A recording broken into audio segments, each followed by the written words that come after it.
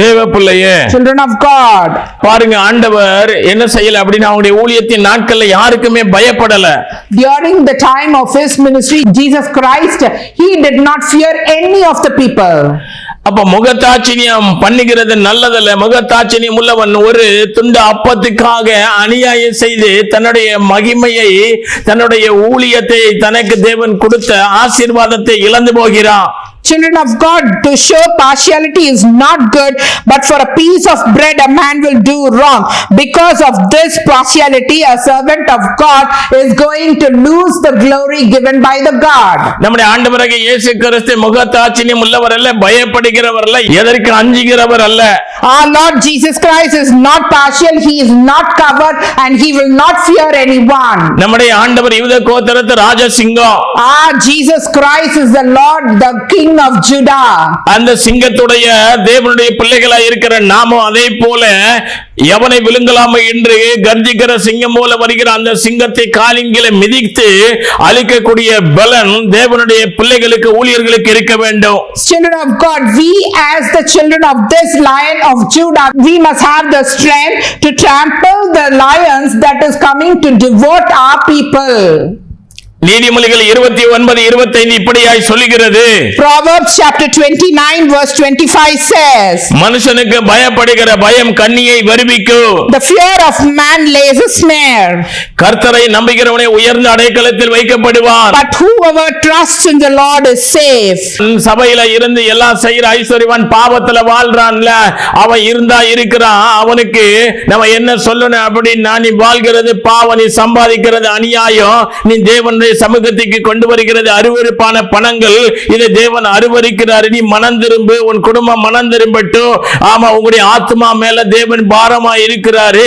இந்த பணம் எல்லாம் ஒரு நாள் நம்ம விட்டுட்டு போக போறான். உடைய ஆத்மா தான் அவர் வரும்போது மறுரூபமாகி அவரை சந்திக்க ஆயத்தப்படணும் சொல்லி ஒரு ஆத்மா பாரம். இயேசுவை போல இந்த பூமியிலே ஊழியர் செய்ய, அப்போஸ்தலர்களை போல இந்த பூமியிலே ஊழியர் செய்ய உண்மையாய் அழைக்கப்பட்டிருந்தால் அந்த ஊழியன் ஜனத்திற்கோ அந்த ஐஸ்வர்யவானுக்கோ இல்ல சபைக்கோ பயப்படாதபடி சத்தியத்தை சத்தியமாக இருந்தா இருக்கிறாங்க, இல்ல அப்படின்னா அவங்க போறாங்க அப்படிங்கறத விட எச்சரிப்பின் சத்தத்தை கேட்டு அவர்கள் மனம் திரும்ப, அவர்களுக்கு தனிப்பட்ட முறையிலே அவர்களுக்கு எச்சரிப்பு கொடுக்க திரும்ப திரும்ப சொல்லாத கேட்கல அப்படின்னா ஒரு பிரயோஜனம் இல்ல. Children of God, if a person who is wealthy, he is coming to your church and staying in your church but living a sinful life, a life of iniquity and injustice, you should not be favorable to him. Instead, you should correct him, you should rebuke him. Like that is what the apostles and Jesus Christ did. If you are truly called by Jesus Christ for this ministry, you will do that. You will preach truth by truth. You will give them the warning that you are living a sinful life, you are living a life displeasing to God, you are disobeying God, and correct them, talk to them again and again, preach them the word of God, the truth of God, and correct them and rebuke them by having the burden for their souls. We have to lead those souls to heaven. When Jesus Christ is coming, they should also be taken up with him. Instead, they should not be left behind. This is what the burden of the servants of God should be in today's church. சபைகள் பாழாய் போயிருக்கிறது. The churches are defiled today. சபைகள் பாவிகளால் நிரப்பப்பட்டு, அதாவது ஞானஸ்நானம் பெற்ற பாவிகளா இன்றைக்கு சபையிலே காணப்படுகிறார்கள். The churches of today are filled with sinners. What type of sinners? Sinners who are baptized in the name of the Father, Son and the Spirit. நான் சொல்லல, தேவன் திட்டமாய் அந்த காரியத்தை சொல்லி இருக்கிறாங்க. I did not speak this, but the heavenly Father is strongly and steadily speaking about this. ஞானஸ்நானம் பெற்ற பாவிகளினால் சபை நிரப்பப்பட்டிருக்கிறது. The churches of today are filled with the sinners who are baptized. அதாவது அயோக்கியத்தன அநியாயம் பாவம் செய்த ஊழியர்களினாலே இன்றைக்கு அந்தி கிறிஸ்துடைய உபதேச சபைகளிலே பிரசங்கிக்கப்பட்டு ஜனங்களுக்கு இந்த உலக லௌகீகத்தை குறித்து, அதாவது என்ன அப்படின்னா, ஆண்டவர் உங்களுக்கு அதை தருவார் இதை தருவார் என்று சொன்ன உடனே அவங்க என்ன நினைக்கிறாங்க அப்படின்னா கரங்களை தட்டி ஆரவாரம் பண்ணிக்கிறாங்க. நீங்க வாழ்கிறது பாவங்கிறத உணருங்க. பாவிகளுக்கு தேவன் செவி கொடுக்க மாட்டாங்க. பாவிகளுக்கு எதையுமே தேவனிடத்திலிருந்து பெற முடியாது. பாவிகளுக்கு ஒரே ஒரு காரியம் மட்டும்தான் தேவனிடத்திலிருந்து பெற முடியும். நீ உன்னுடைய பாவத்துக்காக மனஸ்தாபப்பட்டு தேவனிடத்துல வந்து ஆண்டவரே என்னை ரட்சியும் என்று சொன்னா அந்த ஜெபம் கேட்கப்படும். மற்ற எந்த ஜெபம் உனக்கு கேட்கப்படாது. Pastors of today, they are deceiving the people of today. They are preaching of Antichrist, like God will give you this, that, but not correcting the people, not turning the people away from sin. For these blessing messages, people are clapping the hands and people are telling, God is giving us this, that. But God is not pleasing or listening to the prayer of the sinners. God will give only one thing for the sinners, that is repentance from sins. If you truly feel sorry for your sin and you confess your sin and you repent, God will give you all the blessings. யோவான் 9:31 இப்படியாய் சொல்லுகிறது, பாவிகளுக்கு தேவன் செவி கொடுக்கிறதில்லை என்று அறிந்திருக்கிறோம். ஒருவன் தேவ பக்தி உள்ளவனாய் இருந்து அவருக்கு சித்தமானதை செய்தால் அவனுக்கு செவி கொடுப்பார். John chapter 9 verse 33 says that God will not listen to the sinners, but if anyone is a worshipper of God, does his will, God listens to him. ஒரு மனுஷன், ஒரு தேவனுடைய ஊழியக்காரன், தேவனுடைய பிள்ளைகள் தேவனை விட்டு விலகும் போது அசுத்த ஆவிகள் உள்ளே வந்து அவன் செய்த கிரியைகளை செய்கிறது. அதுவும் ஆச்சரியமல்ல. சாத்தான ஒளியின் தூதனுடைய வேஷத்தை தரித்து அவர்களுக்குள்ளே இருந்து இப்படிப்பட்ட அநேக மந்திரவாதத்தின் நிமித்தமாக காரியங்களை செய்கிறாங்க. நல்ல கவனிங்க.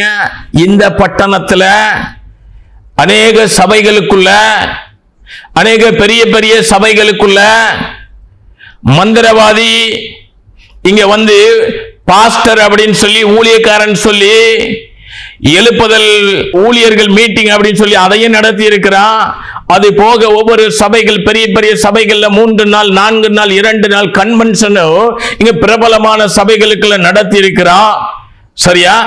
எங்க அப்படின்னா ஒரு கொலசரப்பட்டணம் அப்படிங்கிற இடத்துல மாந்திரிகத்தை வைத்து அதன் நிமித்தமாக ஊழியத்தை நிறைவேற்றி இங்க திரளான ஊழியர்களையும் என்ன அப்படின்னா விசுவாசிகளை ஏமாத்தி ஊழியம் செய்துட்டு இருந்தான். ஆனா அது ஒரு நாள் அது தெரிய வந்தது. இது மாத்திரமல்ல, இன்னும் சில ஊழியர் எப்படின்னா மாந்திரிகத்தை வைத்து எப்படின்னா தொட்டா கீழே விழுந்துருவாங்க. எங்க தொட்டா கீழே விழுற அளவுக்குலாம் அந்த அபிஷேகம் வேணும் அப்படின்னா அந்த மனுஷன் தேவ சமூகத்துல எப்படின்னா வவ்வால் தலைகீழ தொங்கும் பாத்தீங்களா? அப்படிப்பட்ட பகுதியில உலகத்தையே முற்றிலும் வெறுத்து தன்னுடைய சரீரத்தை ஒடுக்கி தேவ சமூகத்துல எல்லாவற்றையும் மறந்து நானும் தேவனும் ஜெபமும் உபவாசமும் கண்விழிப்பும் இந்த ஆகாரம் எனக்கு பிரியம் இல்ல, என் தேவனோடு வாழ்ற வாழ்க்கை இருக்குன்னு அப்படிப்பட்ட ஒரு கொடிய பகுதியில போனாதாங்க அப்படிப்பட்ட வல்லமையெல்லாம் பெற முடியும். சும்மா இவன் தொட்டா கீழே விழுறான், ஆனா என்ன செய்யறான், அப்படியே மனைவியையும் தொட்டுட்டு போயிடுறான். Children of God, when God moves from the pastors of today, an evil spirit is coming inside these pastors. They are possessed with a harmful spirit like magicians. These pastors, I want to tell you one thing, listen very carefully. A pastor who came here in our place, he conducted many revival meetings, he conducted conventions, all this he conducted, and he deceived the people. How did he deceive the people? Through this black magic which he went and he did in a place called Kulasegarapatnam, in our place, in our city. He did the magic, he started cheating the people. But one day this was revealed, this came to light. Not only that, many pastors, you see some pastors, when they touch, the people are falling down. This is all the greatest part or the gift that we receive from God. We cannot get this very easily. This is all black magic done by many pastors today. Like a bat which comes upside down, in the spiritual life we have to stand upside down, denying the world, denying everything, denying ourselves, forgetting the food, every worldly pleasures. We have to fast, pray again and again, day and night, kneel down before God. Only then, if we live a godly life, sanctified life, we can receive this power from God. But all these people who are deceiving the common people, the believers of today, All this is all due to the black magic they are doing, and they are coming inside the church, like touching the people, they are also touching others' wives.